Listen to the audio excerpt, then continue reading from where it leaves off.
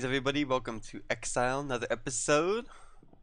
Today will be a little around over the place, but I have been getting ready for beginning the map make and survival, which is the plan I discussed last episode.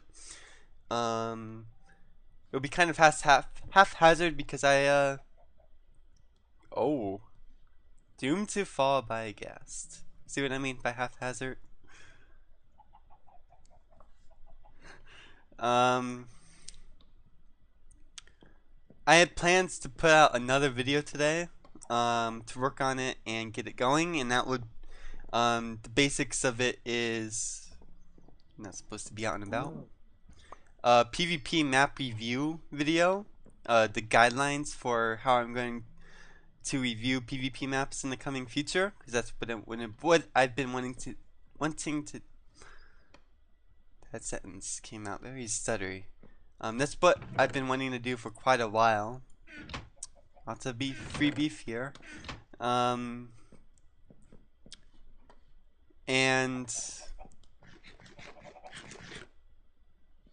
I've been running into issues kind of because the way I want to do the first video, which is how I'm going to actually be reviewing the maps instead of an actual map review itself. I was talking to Tornaries, the person I made. Oh yeah, I put this elsewhere now. The person I made Fortress Battles with way back when. And he said that some map makers are a little finicky with their maps and don't, from the sounds of it, don't even want it in video, want it to be showcased in a video. I really don't know what's going on with that. That was just a few minutes ago, but it's gonna delay because if they actually are, I want to ask some permission and things like that before showcasing the maps. But honestly, it's the first time I've ever heard of people being finicky like that. Especially with PvP maps.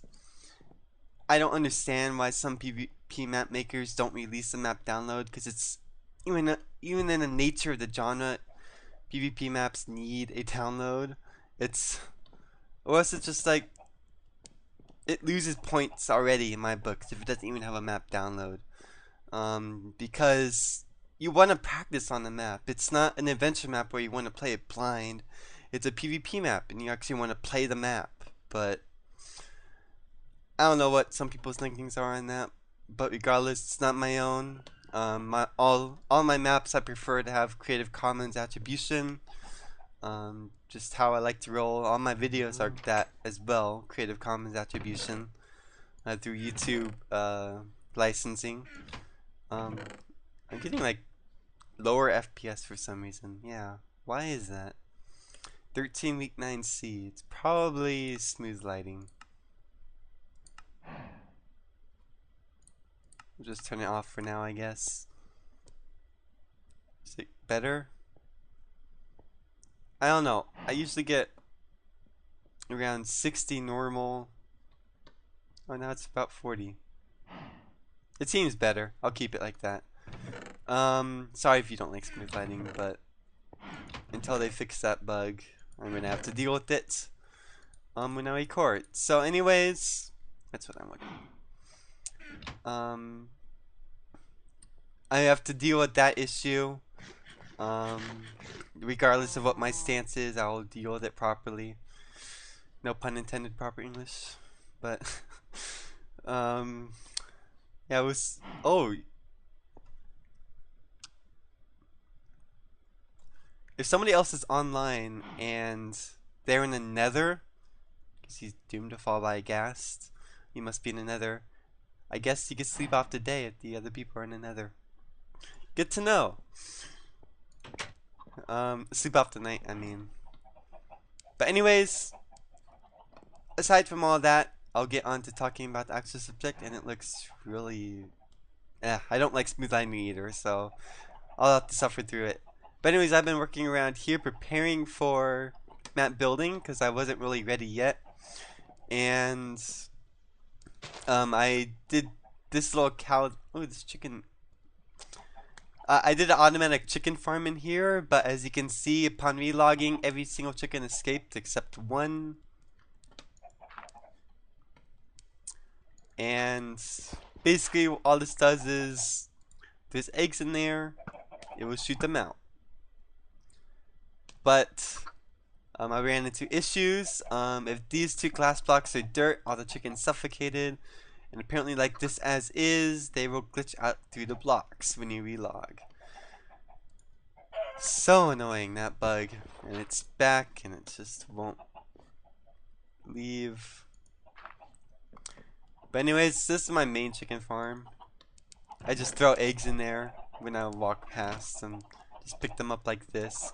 Because they always surround the fences. So I could easily get the eggs without even going in and just throw them in there. I also moved all the cows to over here and made a glitch-proof cow farm.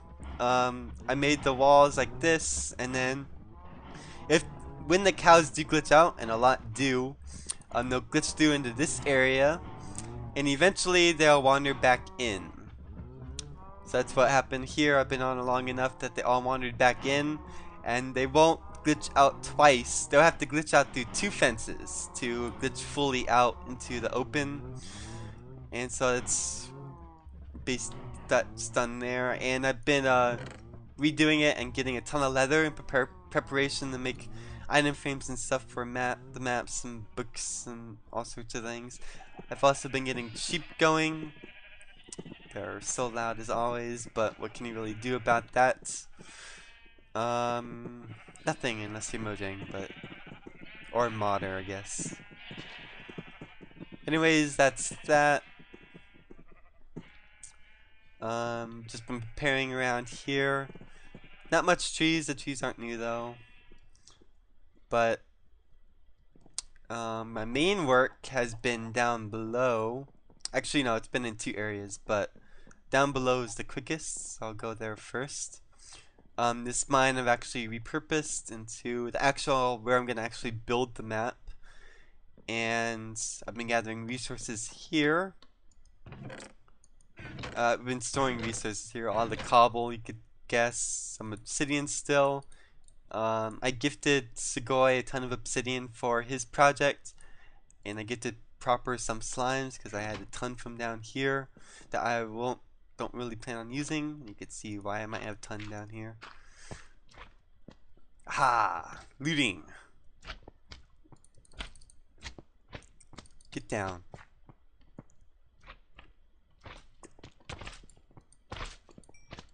Aha. Give me all this goodness.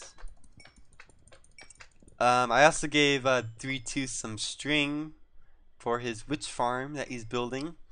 You can find all their stuff on their respective channels if they plan on uploading. But anyways, this is where I've been working mostly. I'm mining it out. Whoa. As you can see, there's some slimes here, but I've yet to single out the slime chunks to quarantine them and avoid. Oh my. As you can see, I have one layer up here and another layer worn out from down here. So I have 4, 8, 12 plus one layer of blocks right here, 13, and one right here, 14. So I have quite a high area already to work with. All the obsidian I had came from this bottommost layer that I cleared out to make it clear. I plan on lowering this one more to give myself more room. I also planned for this episode in particular, my next Exile, to go on Project Aries and showcase a few maps that I was inspired by to make this map myself in vanilla. And now that these complications came up, they also affect that, so I'm not gonna do that. But as far as this actual map making goes, I think 16 blocks might be high enough, although this might not be wide enough for what I want. Probably not. I'll probably want to widen it out later. But basically got this all started, and want to start laying out the map soon. As soon as I clear out all this, and get some solid base to work with. So until I do that, I'll take a break for now and come back to you in 1 second for you. Alright, I am back, and I did a lot of work on the map so far. Mostly it has been preparing supplies and getting a general plan for how I'm going to build the map soon. And I've started writing ideas down in a book and quill here just to get things down, and it actually helped me a lot. So I'll just want to take a look at what I have here. Okay, so map making and survival, that's the goal. Genre, this would be capture the wool. 2 wools. I'm thinking that's what I'm wanting so far out of this. Spawn kits. Yes, the spawn kits are generally the idea that when you spawn and respawn, you spawn a certain amount of items already in your inventory on your hotbar even. So I wanted to include that just to ease the burden on actually collecting all the supplies. Putting it all in chests will be fairly challenging if I want to make a large enough map for good PvP that doesn't run out of supplies too quickly. But then I have to try to collect all the supplies, and that would be crazy. But anyways, map size be medium to small. I went over possible themes, trying to brainstorm stuff here, and I'm going to go for a paradise type feel. When I was browsing the subreddit Imaginary Landscapes, which is a pretty cool subreddit for some crazy landscapes. And one of the recent ones was a marshy type things, but instead of like gloomy marsh, it was a bright type of marsh, and they were like the stages of lakes, like a lake on top, and has a little flowing stream to a lower lake, and then that lake has a little flowing stream to the next lake, and then there was little roads that looked like bricks. And at the end of that road, on the image I was looking at, I won't show it in the video because it's copyrighted, but I'll post a link in the description to what I was looking at. But at the end of the road, there was a tree that was colored like bright yellow, and like it's like a willow type tree. Imagine a jungle tree, but flatter and more swooping down on the ends. But it's a willow type tree like that, and it was colored yellow. And I was thinking it would probably be pretty cool if instead of the wool rooms being the typical like obsidian spires or obsidian boxes or something like that with a small entrance, it was instead an open tree with like roots going down and coming up, and then up the top all the leaves would be the colored wool that your team needs. Like the tree on the, like if your team needs yellow and orange wool, one of the trees on the blue side will be yellow, and the other tree will be orange leaves, quote unquote leaves, that are made out of wool. So in order to get your team to win, you have to go over to the trees on the other side, grab some of the colored wool, and then run back with it.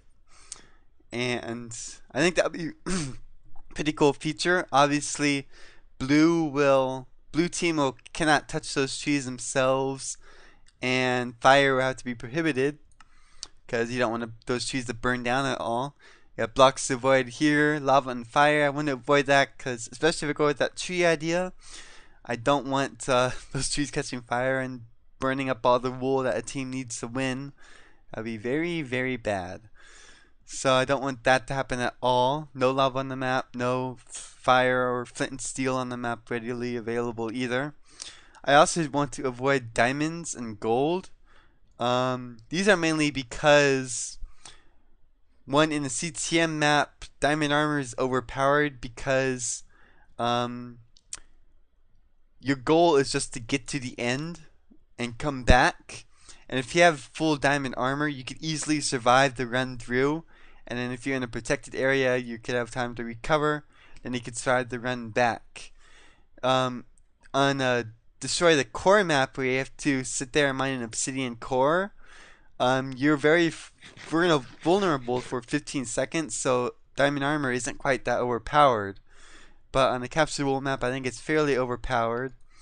And also, I'm limiting gold for another reason, and that's because oh, my throat's going crazy. But in survival mode, gold is very hard to collect.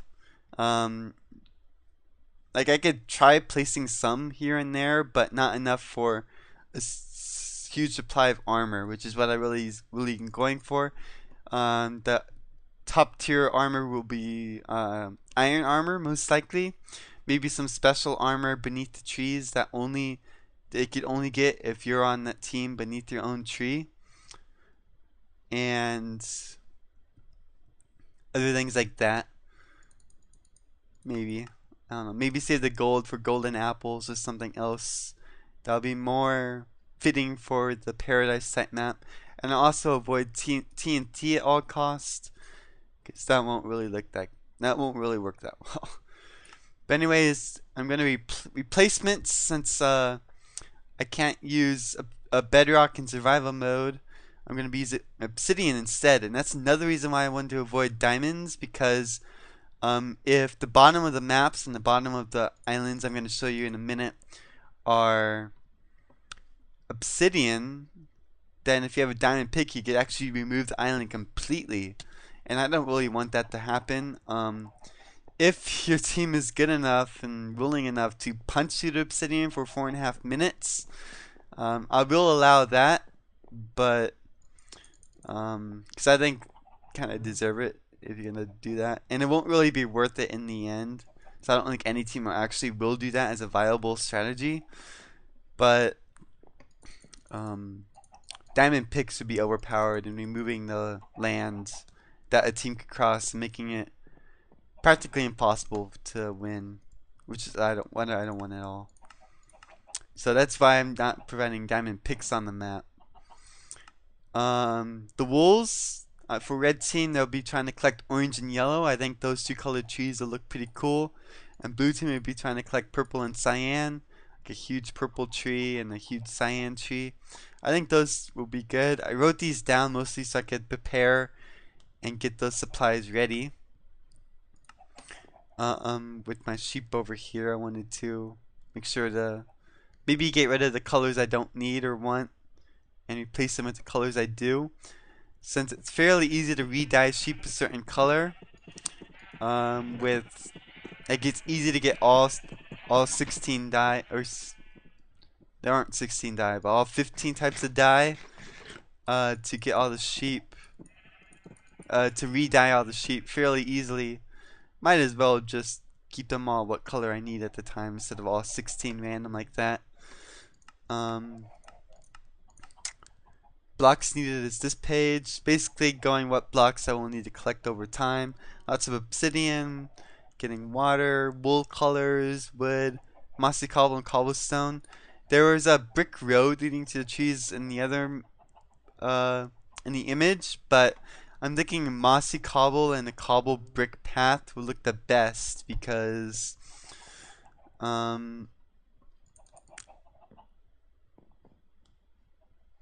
bricks look pretty bad, and particularly against a grassy and water background, it look even worse.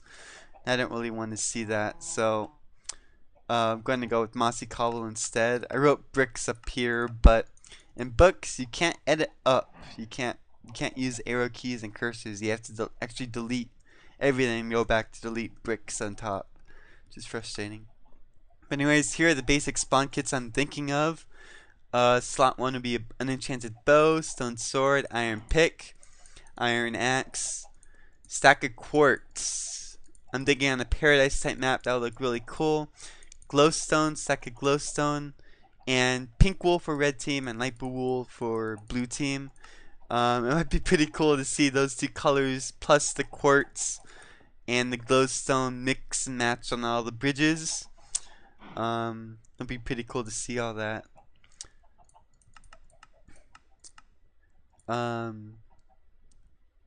Yeah. And apples be the food source. And oh, I just created an extra page on accident. Dang it.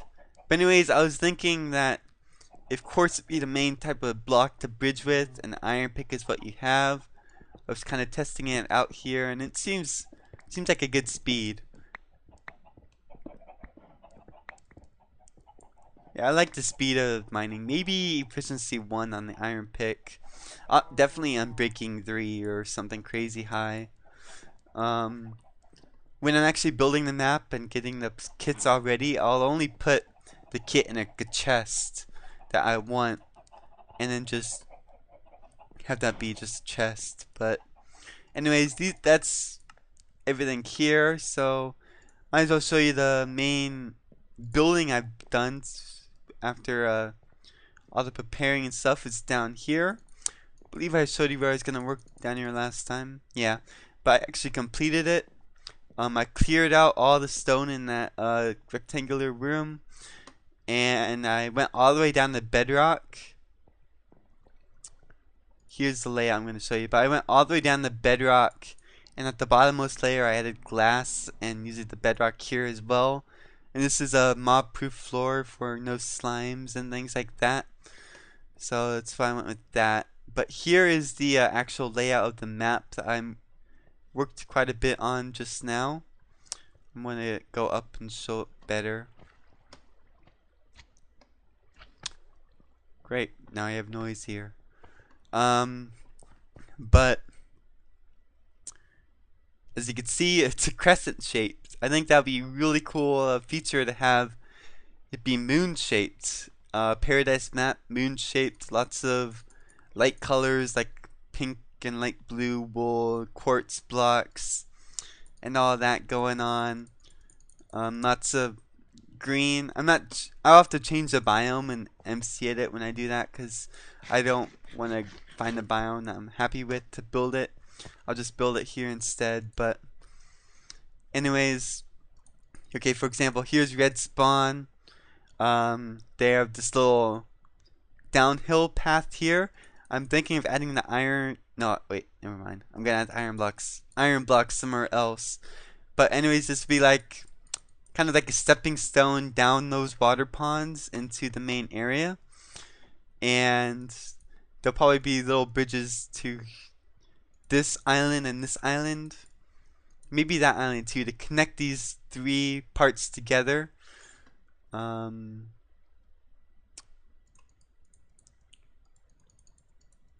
Yeah, might as well create it, I guess. See, this is why I'm talking it out, so I can picture it better in my head.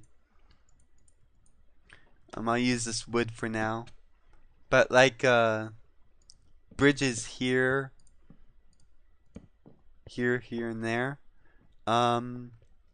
Just to connect these islands together and give red more of a base to start off with. And then they'll have these island hopping going on, like Golden Drought. We played that map. I wish I could show it off, but part of the complications I explained already. But there's basically a little bit of void. I'm thinking like each block might be 8 blocks in on the scale. Like 1 block here equals 8 blocks on the actual map. So it's like 8 blocks, 8 by 8 island here, 8 by 8 void here to the next island. An island over here, and then up here is some like waterfalls and islands going up here just for a little bit different battle, so it's not too flat. The islands will be like 8 tall too, so you could go under, like bridge down here instead of up top like there. Let's take that back. And also just raise this part up a little would be cool. And maybe raise this island, or lower this island down, so it's as far down as that is far up. Kind of like angle the map, like a curvy racetrack. So it's kind of down and curving up all the way around. So that's red team here, and then they'll cross over. Then they'll have an island to bridge across here. Actually, I'll show off blue team because I already have these wooden things there. So blue team comes across. They they uh they have gaps across here to get to their colored trees, which is purple and cyan, as I said already in the book. So that they'll have to bridge across here, 8 blocks, and then climb the hill to get to their tree, which is within sight of here. This will actually be covered up. So the real defense will have to be outside. Red team will have to come outside and come up themselves to defend from up here properly. And same here, purple. Maybe they could kind of shoot from here, but they'll be difficult shots. I want to make them difficult shots from here to up here, and add a little bit more requirements for red to defend these 2 wolves. But anyways, the biggest defense will be that the bridges are gone, and that'll be a bit of a challenge to go through all these reds to meet a void gap that you can't really jump across. But to halfway counter that, I think that may be a bit overpowered by itself. So to counter that, I want to make the iron for red team to be on these slopes itself. I think that might be pretty cool. That way red will be the one trying to bridge this island but controlling this bridge themselves, so blue doesn't cross it either, to get their iron and then go attack. Yeah, I think, I don't know, playtesting we'll have to see if that will work in the end, but in the grand scheme of things. But I think that'll be a pretty cool little map layout design to go. Oh, I want to stay up there. To go with to keep the iron here. Part of the issue might be if the iron's here, it might be too strong of a defense for red team to defend, because they have iron armor people constantly. They have people making iron armor constantly right here that blue will have to fight through eventually, both up and down. So I don't. As you can see, I haven't thought about where the iron should go yet. Maybe it could go right here, and something else could go right here. That's temporary, like enchanted bows or something that you'll run out of eventually, as opposed to iron armor, which will be enough, hopefully, to last the whole game. Unless it's a real, true stalemate game, but yeah, maybe iron armor here, better supplies here that will run out within the first 5 minutes. That way, red, if they wanted to, and if they were smart, would destroy these bridges here, but they'll be up temporarily or something. I don't know. That might be cool. I don't know. Let me know what you think. As far as what else I've been doing on this server, been collecting a lot of obsidian. You can see part of it right here is collected. This is actually like, you can see like I'm 1 layer lower here, 2 layers low, and then 3 layers low from the actual original layer. So that's a lot of lava. I've also been on an enchanting spree today. Got a god bow, power of 5, infinity, and flame. I added unbreaking 3 to my looting sword. I got a good silk touch pick and a good shovel that doesn't have that as a unbreaking instead of fortune on it. This is really helpful. Then I enchanted some books to get all this.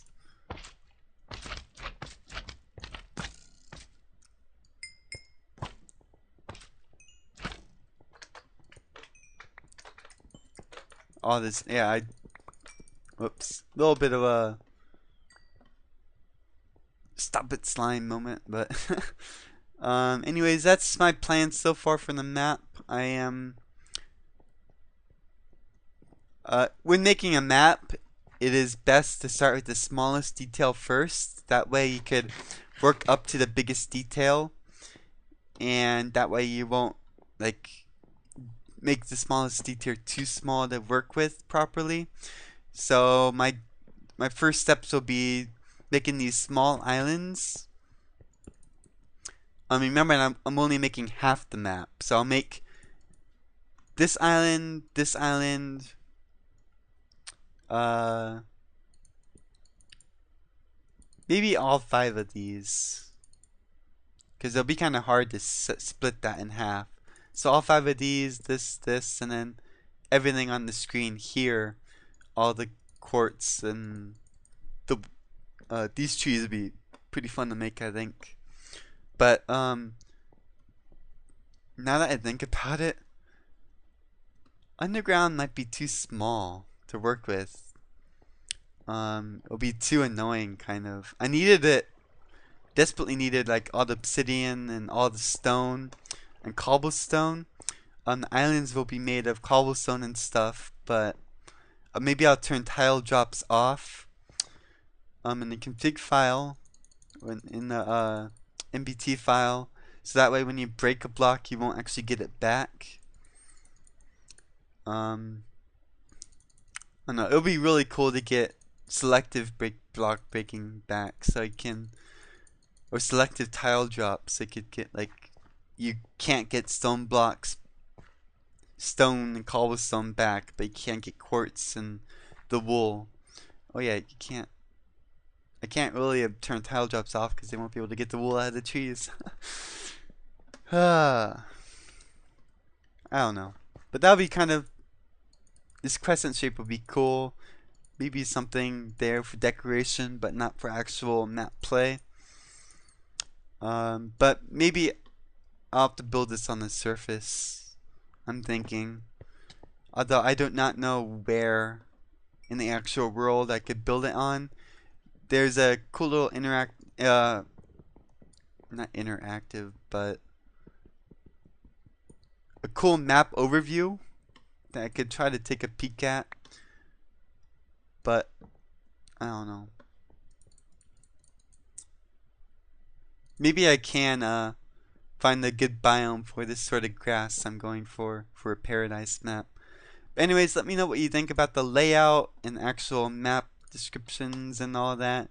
If you have any suggestions for yourself. Oh, page 8 deleted itself. Sweet.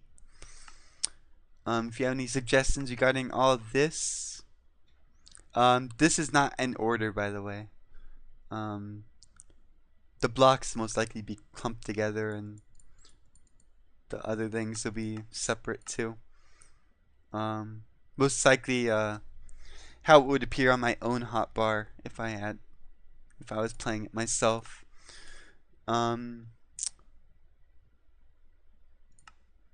Yeah, so I think that's I have a lot of work to do. I'm probably going to have to search above ground somewhere for an actual place to build, but other than that, I'll keep gathering supplies, travel to that new place for the next episode, and get started in the actual map itself. So thanks for watching, and I will see you next time.